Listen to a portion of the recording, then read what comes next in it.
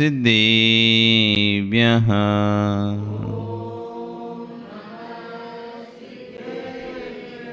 ॐ नमः सिद्धेभ्यः।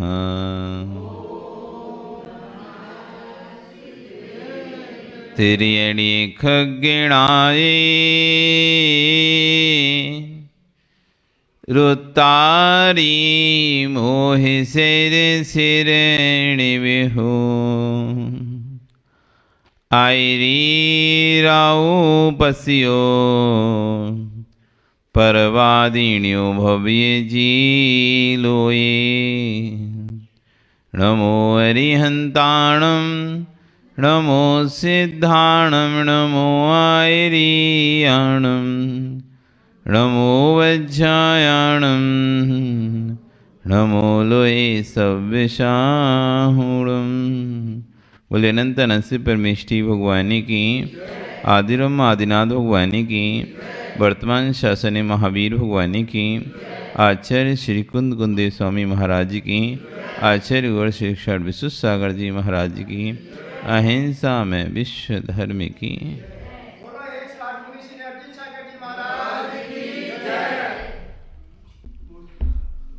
भवबंधु, वर्तमान शासनिक वर्धमान स्वामी के शासन में तीर्थंकर प्रभु की चरण निश्रा में बैठकर हम सभी यहाँ पर जिन देशना का श्रवण कर रहे हैं। आचार्य वन कुंद कुंदेव स्वामी महाराज ग्रंथ राजरैन सारजी में श्रवण और सावक उभय धर्मों का व्याख्यान कर रहे हैं और यहाँ पर एक आचार्य भवन विश्व सारजी महाराज उस व्याख्यान पर अपनी देशना देते हुए एक बात को यहाँ पर सबसे कह रहे हैं, एक द्रव्य दूसरे द्रव्य रूप परिणमन नहीं होता। एक द्रव्य दूसरे द्रव्य भूत परिणमन नहीं होता, पर एक द्रव्य दूसरे द्रव्य को परिणमन करने में सहकारी होता है। दूध में पानी मिलाया, दूध भिन्न है, पानी भिन्न है। आपने जैसे पंचुलाल जी पानी मिलाया दूध में, तो पानी का रंग बदल गया कि नहीं बदल गया? पानी का रंग बदल गया कि नहीं बदला? कौन सा रंग हो गया उस पानी का? वर्ण बदल गया, पर पानी दूध हो गया क्या? वर्ण बदल गया है। जो सफेद रंग पानी आपको दिखाई दे रहा था, उस पानी का रंग नहीं दिखाई दे रहा। जो दूध का रंग है दूधिया, वही दिखाई दे रहा है। कौशल, दूध में पानी डाला, 1 लीटर दूध में 200 ml तुमने पानी डाल दिया, तो बताओ दूध कितना लीटर? कितना? कि 1 लीटर?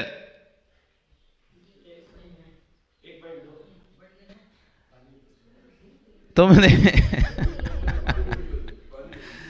1 लीटर दूध में 200 ml पानी डाला। अब दूध कितना? दूध कितना? कितना है दूध? है?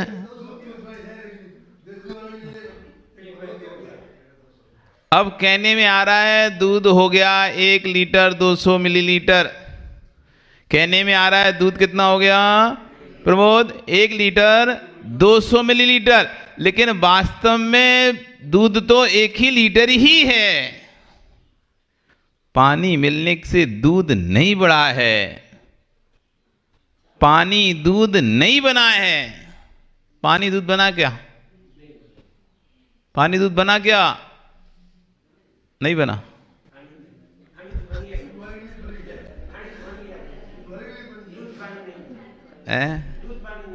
पानी तो दूध बन गया ना। पानी दूध बन गया तो अब मतलब पानी रहा नहीं उसमें, दूध में। तो फिर तो पानी पानी रहा, फिर दूध नहीं बना। इसका मतलब यदि दूध बन गया होता तो पानी नहीं होता। पानी में दूध में पानी डाला तो दूध बन गया ना, नहीं बना? बताओ सुनील। अब दूध बन गया, तब उसमें से पानी, उसमें पानी नहीं रहा ना, अब और डाल देंगे। ऐसे डालते रहेंगे तो कभी दूध खराब ही नहीं होगा, पतला भी नहीं होगा। क्यों? वो तो दूध बन जाता है, पानी तो रहता ही नहीं है। क्यों होगा पतला? अरे तो पानी डालने से पतला क्यों हो रहा है? क्योंकि वो पानी तो दूध ही बन जाता है ना डालने से। पानी अपन डालते हैं दूध में तो पानी दूध बन जाता है, तो पानी तो उसमें है ही नहीं है कि पानी है? पानी तो पानी ही रहता है, पानी तो पानी ही रहेगा, वो दूध नहीं बनेगा, वो दूध नहीं बनेगा। प्रत्येक द्रव अपने अपने परिणमन में स्वतंत्र परिणमन करता है।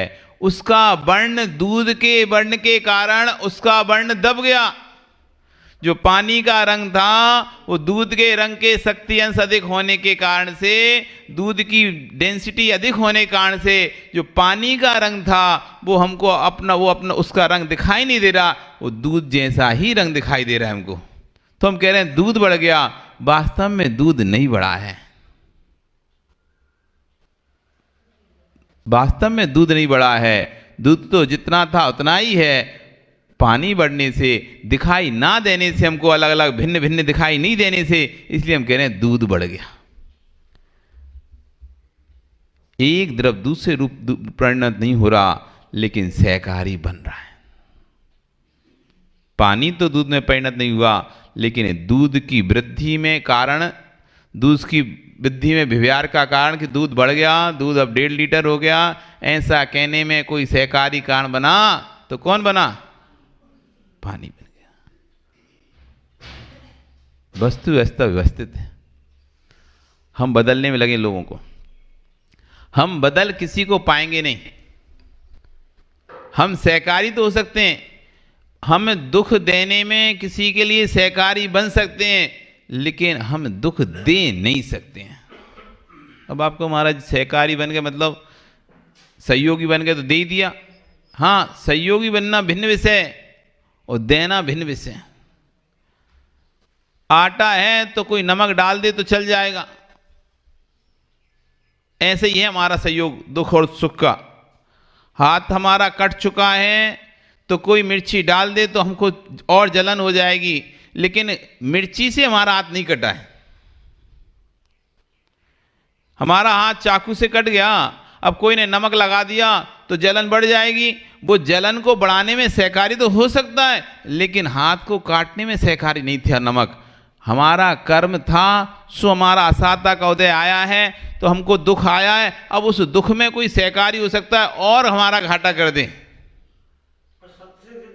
है? हाँ हाँ, प्रवचन सुनने से कष्ट, पर प्रवचन होना चाहिए, नहीं तो और कष्ट बढ़ जाएगा। प्रवचन होना चाहिए तो ही कष्ट दूर होगा। यदि प्रवचन कुछ और हुआ तो और कष्ट प्रवचन सुनने से बढ़ जाता है व्यक्ति का, उठ के चले जाते, कष्ट बढ़ जाता। तो यहाँ कह रहे हैं एक द्रव दूसरे रूप परिणमन नहीं करता है, नहीं होता है, पर एक द्रव दूसरे द्रव को सहकारी अवश्य होता है। यदि बराबर नहीं होता तो तू हाथ क्यों जोड़ता? यदि ये बात सही नहीं होती तो आप भगवान के पास आते ही, भगवान के पास आते ही आपके हाथ जुड़ जाते हैं, गुरु के पास आते ही आपके हाथ जुड़ जाते। क्यों? भगवान ने पकड़कर आपके हाथ जुड़वाए, गुरु ने पकड़कर आपके हाथ जुड़वाए, लेकिन नहीं, सामने जैसा द्रव्य है वैसे द्रव्य को देखकर हमारे अंतरंग में परिणमन प्रारंभ होता है।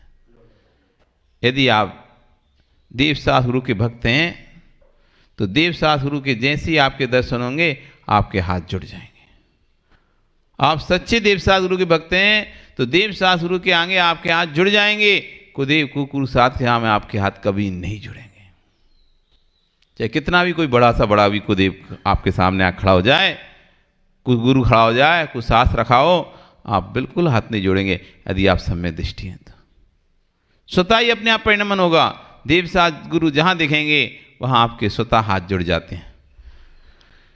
ध्रुव सत्य है, निश्चय व व्यवहार दोनों दृष्टियों का समन्वय होना चाहिए। साता का होना लाभांतराय कर्म का शिवोपम होता है। हमारी साता कर्म को दे होना, साता कर्म को दे हमारे लाभांतराय कर्म के शिवोपम से हमें साता का प्राप्त होता है, वस्तु प्राप्त होती है। वस्तु का प्राप्त होना भिन्न विषय है और वस्तु का भोग होना भिन्न विषय है। लाभांतराय कर्म के उदय से, लाभांतराय कर्म के शिवोपम से हमें वस्तु मिल तो सकती है, प्राप्त हो सकती है, लेकिन यदि भोगांतराय कर्म को उदय नहीं हो, भोगांतर कर्म का शिवोपम ना हो, तो वस्तु सामने रखे होने पर हम उसका भोग नहीं भोग सकते। वस्तु का मिलना, स्वाद का आना, ये तभी संभव है जब पुण्य का उदय है। नहीं तो जिस व्यक्ति का पुण्य का उदय नहीं चलता, चिंताएं टेंशन रहती हैं, उससे पूछो भोजन कितना अच्छा लगता है, घूमना कितना अच्छा लगता है। जिसको किसी प्रकार की चिंता, चाहे बेटे की शादी की चिंता हो, परिवार की चिंता हो, घर की चिंता हो, दुकान की चिंताएं हों, और भी कोई भी चिंताएं हैं, उससे पूछो घूमना कितना अच्छा लगता है, उससे पूछो भोजन कितना अच्छा लगता है, उसे कुछ भी रुचिकर नहीं लगता। वस्तु मिलती है, वस्तु है, भोजन करता भी है, नहीं तो अनुभव आपको है ही। जब बुखार आ जाता है, आपको फीवर आ जाता है, आपको जो चीज़ पसंद है वो चीज़ भी आपको रुचिकर लगती है। उससे आपको बहुत मीठा पसंद है, लेकिन बुखार आ जाए, माँ कितना ही कहे बेटा एक खा ले, एक रोटी खा ले, एक रोटी खा ले, नहीं माँ भूख नहीं है, इच्छा नहीं हो रही, मन नहीं हो रहा, और जबरदस्ती खाता भी है तो उल्टी होने की इच्छा होने लगती है उसको। एक मुश्किल से ग्रास खाता है और उसको भी निकाल देता है। जब असाता का उदय आता है तो सामने मिली हुई सुलभता से भोग सामग्री भी उसे आनंद नहीं देती है। देती है क्या? खाया कभी बुखार में खाना? फीवर आया श्रीपाल जी? बुखार आया कभी? आया क्या? नहीं आया?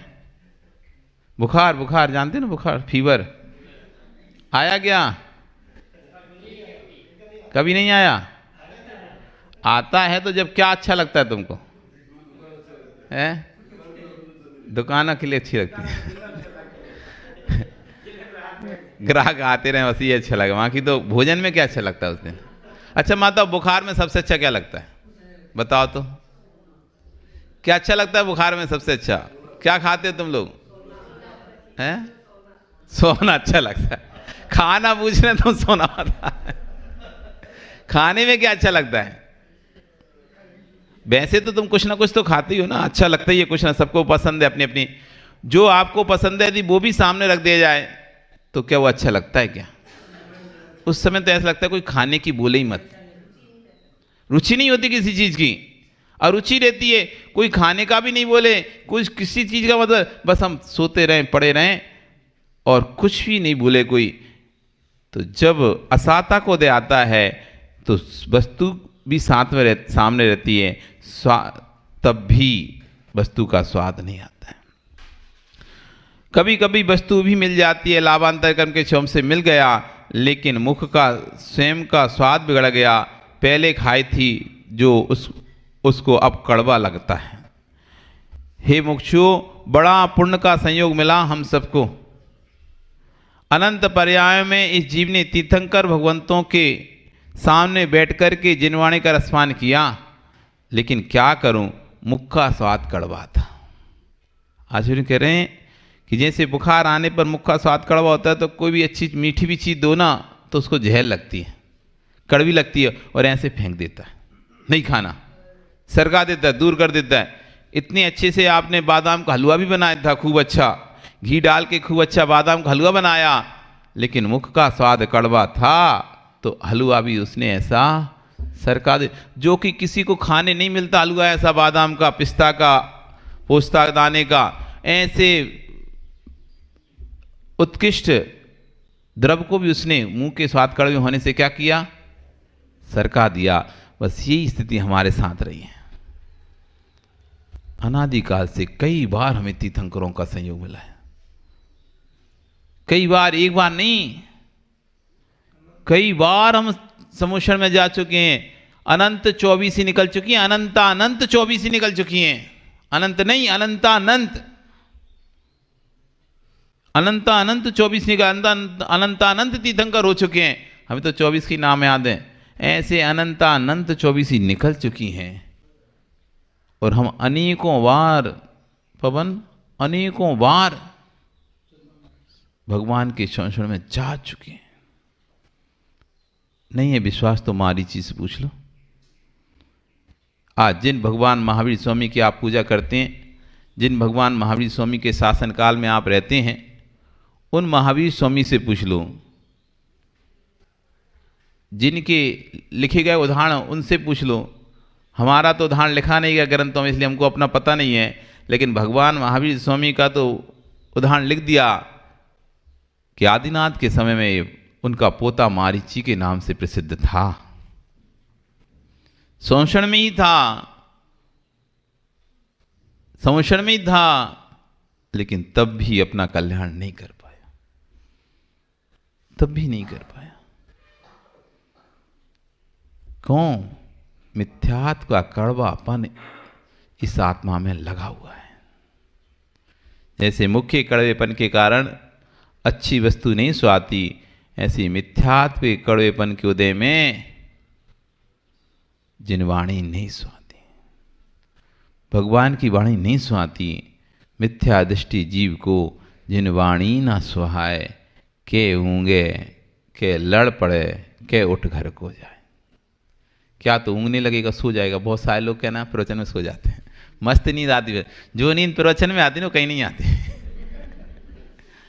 हाँ, बल्कि ऐसे टिक के बैठ जाओ शांति से। क्या दिन भर के घर, अब क्या होता है ना, बहुत से लोग घर से काम करके आते हैं, झाड़ू पोछा बर्तन वर्तन, अब आजकल कम हो गया, लेकिन पहले करके आते थे, तो थक जाते थे आते आते तक, और थक गए सो जैसी टिके वैसी आराम।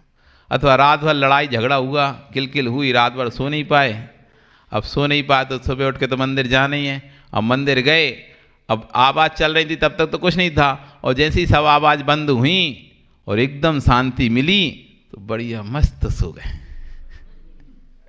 बढ़िया नींद आती है। सोए कभी प्रवचन में? क्यों कैलाश जी सोए क्या? प्रवचन में जो नींद आती है 1 घंटे की नींद, 8 घंटे की नींद 1 घंटे में पूरी कर लेता है।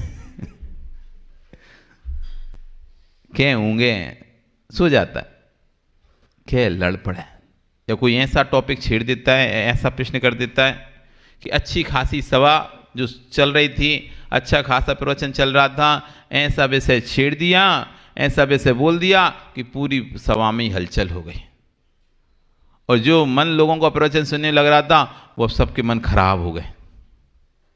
इस तरह का टॉपिक छेड़ दिया, इस तरह का प्रवचन में बात छेड़ दी, क्या होंगे, क्या लड़ पड़े, और ज़्यादा से हुआ, अरे मन नहीं लग रहा, चलो घर, तो धीर अब से अपना बैग उठाएगा, वो खिसक लेगा, क्या उठ घर को जाए। ये लक्षण बताए आचार्यों ने।